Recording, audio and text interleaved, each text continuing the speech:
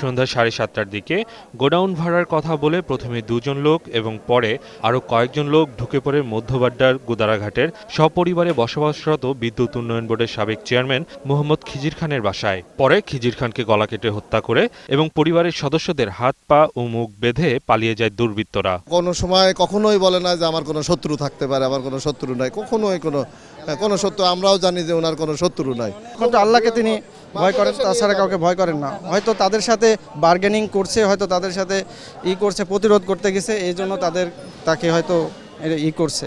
Calling bell দিছে, হয়তো বা সে চাবি জমা দেবে, বলছে যে আমরা স্যারের মেহমান, ভিতরে আসেন, কইয়ে ওরে টানিয়ে নিয়ে জিম্মি করে ফেলছে। তবে তার পরিবারের সদস্যরা জানিয়েছে সন্ত্রাসী হত্যাকাণ্ডের শিকার হয়েছেন খিজির খান। ওনাকে সামহাও অ্যাসল্ট করছে বা কিছু একটা করছে, করে উনি ওই ডুপ্লেক্সের যে রাস্তা এটা দিয়ে ওর উপরে উঠছে 3 তলায়। ভিতরে যা ছিল আলমারি টালমারি সব তছনছ করছে, ভাঙছে, যে কোথায় টাকা আছে, গহনা আছে। সাসপেক্ট এখন যে সন্ত্রাসী গ্রুপ, এই ছাড়া আমাদের আর কিছু বলার নেই।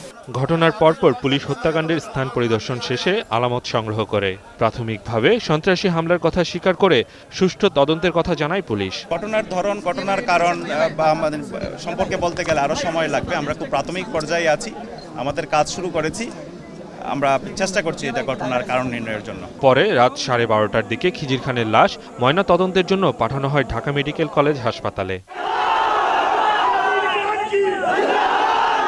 মাহমুদ হাসান, 21 টেলিভিশন, ঢাকা।